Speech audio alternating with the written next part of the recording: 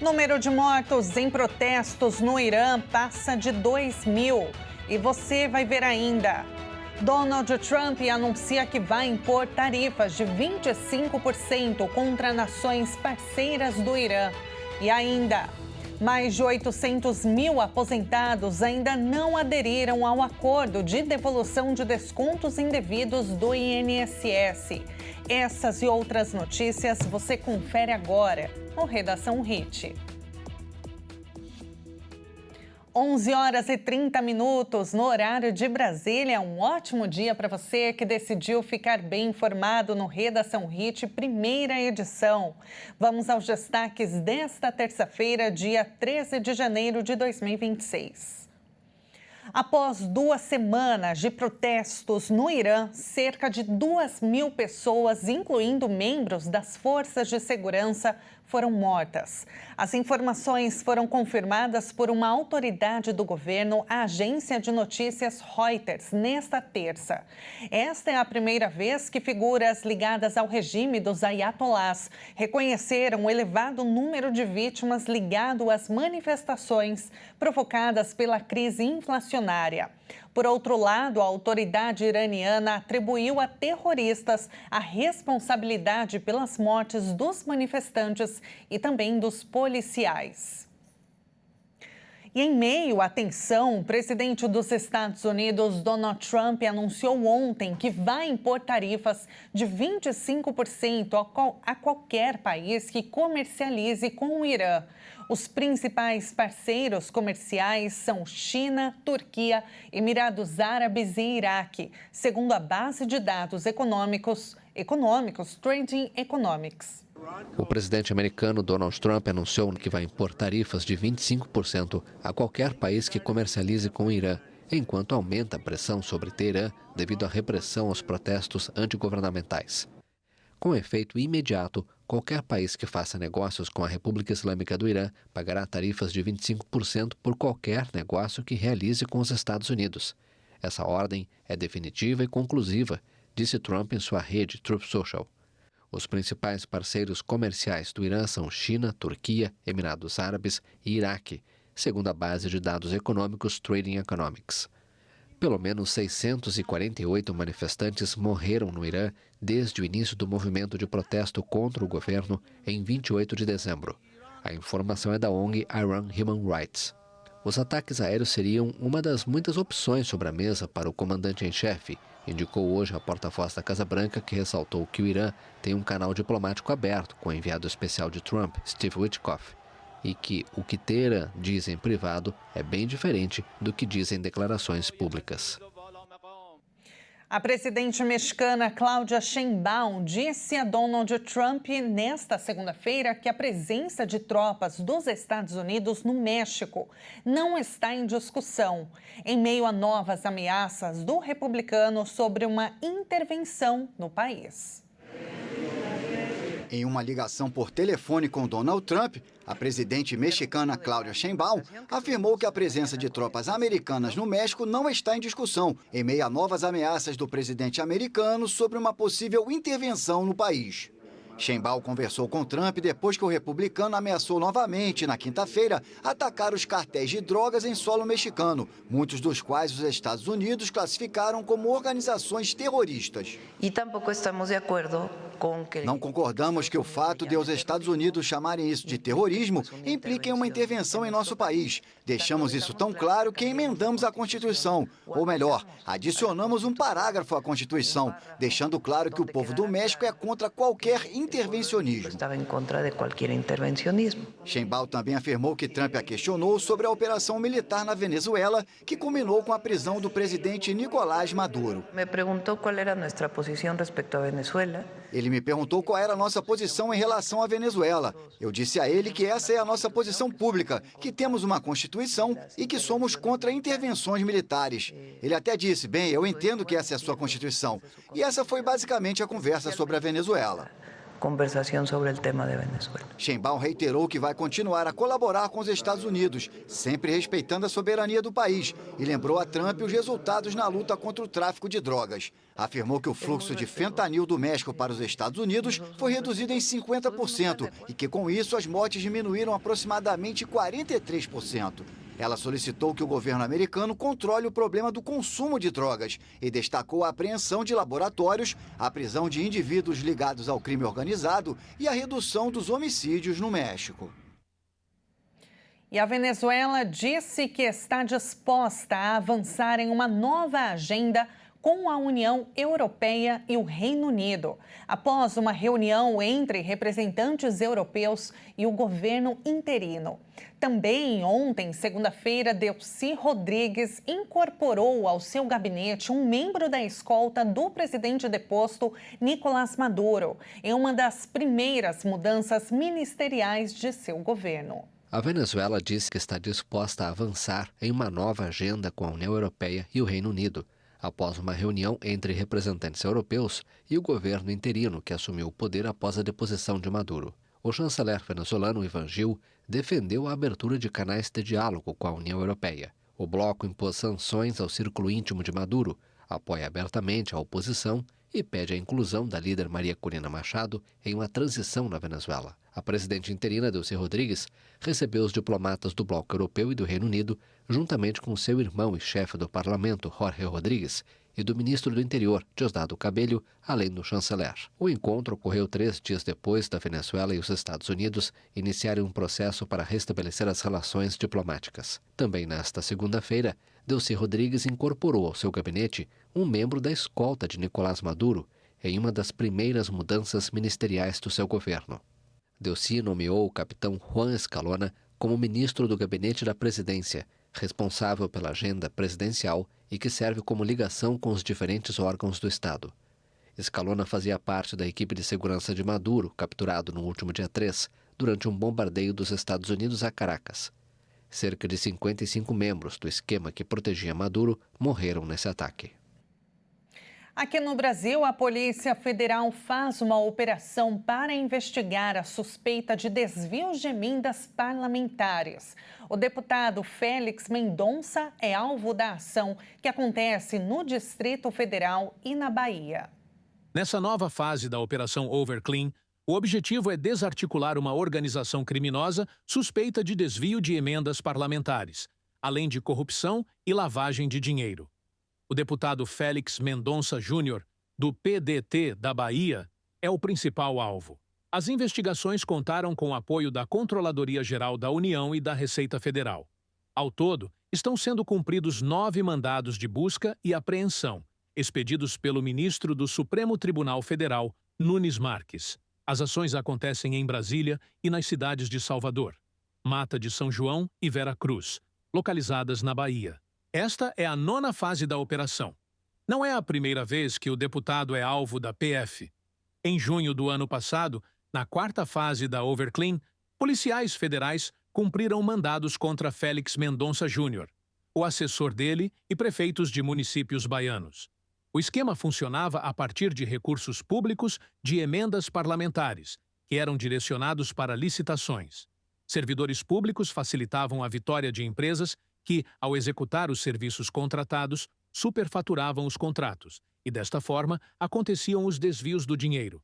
O STF determinou o bloqueio de 24 milhões de reais em contas bancárias de pessoas físicas e jurídicas investigadas. O objetivo é interromper a movimentação de valores de origem ilícita. De volta a falar dos Estados Unidos, os ex-presidentes do Federal Reserve, o Banco Central americano, criticaram em uma declaração conjunta a investigação criminal contra seu atual dirigente, Jerome Powell. Eles consideraram uma tentativa de minar a independência do órgão. Os ex-presidentes do Banco Central dos Estados Unidos, Alan Greenspan, Ben Bernanke e Janet Yellen, criticaram em uma declaração conjunta a investigação criminal contra o atual dirigente, Jerome Powell, que consideram uma tentativa de minar a independência do órgão. A investigação criminal contra o presidente do Federal Reserve, Jerome Powell, é uma tentativa sem precedentes de usar ataques processuais para minar a independência da instituição. Diz a declaração, também assinada por outros ex-funcionários de alto escalão do setor econômico. O Banco Central americano define a política monetária dos Estados Unidos. Powell informou que a instituição recebeu uma intimação do Departamento de Justiça e enquadrou a decisão na campanha de pressão do presidente Donald Trump. Em um comunicado, o atual dirigente disse que o banco recebeu intimações relacionadas a seu depoimento no Senado em junho, quando falou sobre um grande projeto de renovação das sedes do Banco Central. Para Powell, a intimação ocorre em meio a pressões de Trump para que a instituição reduza drasticamente as taxas de juros, enquanto a inflação segue acima da meta de 2%. E veja a seguir, mais de 800 mil aposentados ainda não aderiram ao acordo de devolução de descontos indevidos do INSS. Antes do intervalo, vamos dar aquela olhadinha na cidade de Caxias do Sul, no Rio Grande do Sul. 26 graus neste momento. Redação HIT volta já já.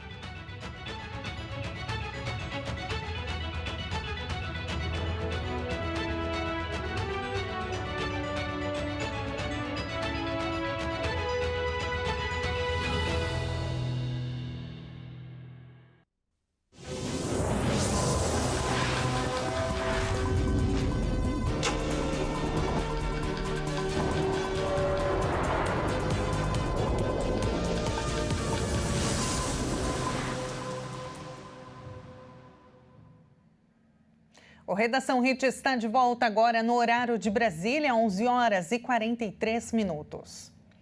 Uma reportagem do New York Times revelou que os Estados Unidos teriam recorrido a um disfarce inédito em operações antidrogas, levantando suspeitas de violação do direito internacional após os ataques que deixaram mortos no Caribe e no Pacífico. O Pentágono fez um avião militar passar por civil em seu primeiro ataque contra uma suposta embarcação de contrabando de drogas no ano passado, que deixou 11 mortos. A informação foi publicada em uma reportagem do The New York Times, acrescentando que a suposta ação violaria as leis internacionais de conflito armado, que proíbem combatentes de fingir status civil para enganar adversários, um crime de guerra chamado perfídia. A questão teria sido levantada em reuniões a portas fechadas do Congresso com líderes militares, mas ainda não houve discussões públicas sobre o assunto confidencial. O ataque americano foi anunciado pelo presidente Donald Trump em uma publicação nas redes sociais em 2 de setembro, na qual afirmou que os alvos eram membros da organização criminosa Trem de Aragua, operando sob controle de Nicolás Maduro, responsáveis por assassinatos em massa, tráfico de drogas, tráfico de pessoas, atos de violência e terror. De acordo com o jornal, o avião foi pintado para parecer uma aeronave civil e seu armamento foi ocultado dentro da fuselagem, em vez de ser transportado visivelmente sob as asas.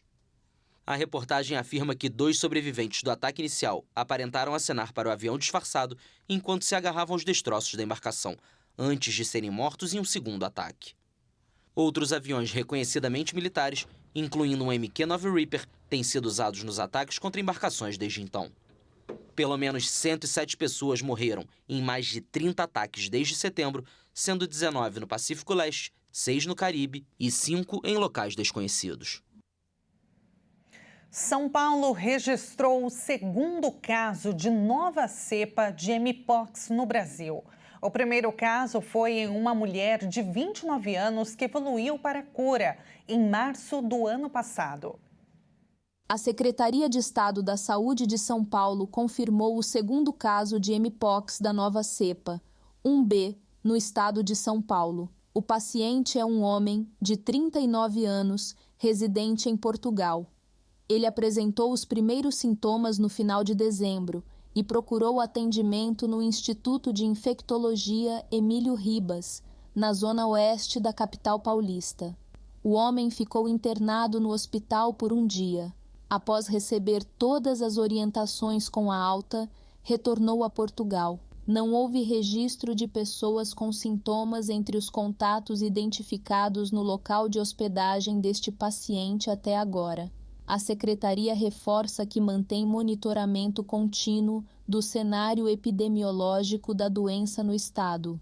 O primeiro caso de mpox no Brasil causado por uma nova cepa do vírus, a 1B, foi em março do ano passado. A paciente era uma mulher da região metropolitana de São Paulo, cujo quadro clínico evolui para a cura.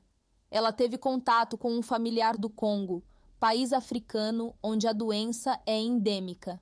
A secretaria ainda afirmou que, até o momento, foram notificados 1.930 casos de mpox no estado de São Paulo, mas sem registro de óbito pela doença. A mpox é causada pelo vírus MPXV. A transmissão é por contato com pacientes infectados ou por materiais contaminados pelo vírus.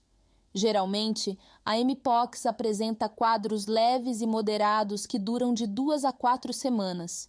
Os pacientes costumam ter lesões na pele, como bolhas e feridas, além de febre, dor de cabeça, calafrio e fraqueza. Os sintomas podem aparecer até 21 dias após a infecção.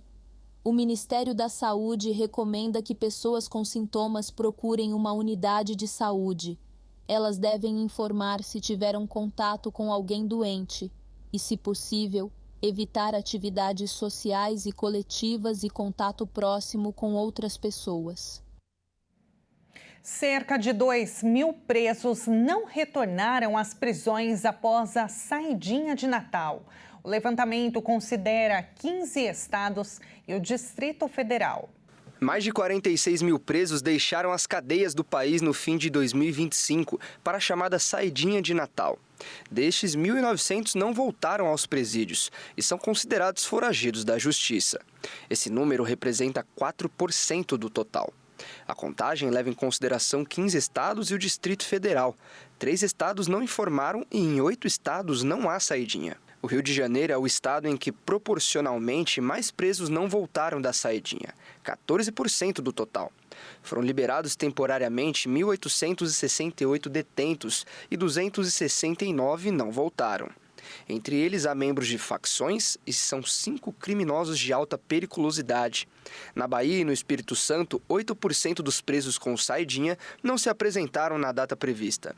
Já São Paulo tem 1.131 presos foragidos, dos 29.200 presos liberados no fim do ano, o que dá 4% do total. Tocantins é o único estado em que todos os 177 presos voltaram para as cadeias. A saidinha beneficia aqueles que estão no regime semiaberto, que trabalham durante o dia em colônia agrícola ou industrial ou que estudam. Vale para o preso com bom comportamento, que tenha cumprido 1/6 da pena se for primário e 1/4 se for reincidente. Mais de 880 mil aposentados ainda não aderiram ao acordo de devolução de descontos indevidos do INSS. Atenção, porque o prazo vai até o dia 14 de fevereiro. Do total de aposentados e pensionistas aptos à devolução de descontos indevidos do Instituto Nacional do Seguro Social, quase 4.200.000 já aderiram ao acordo.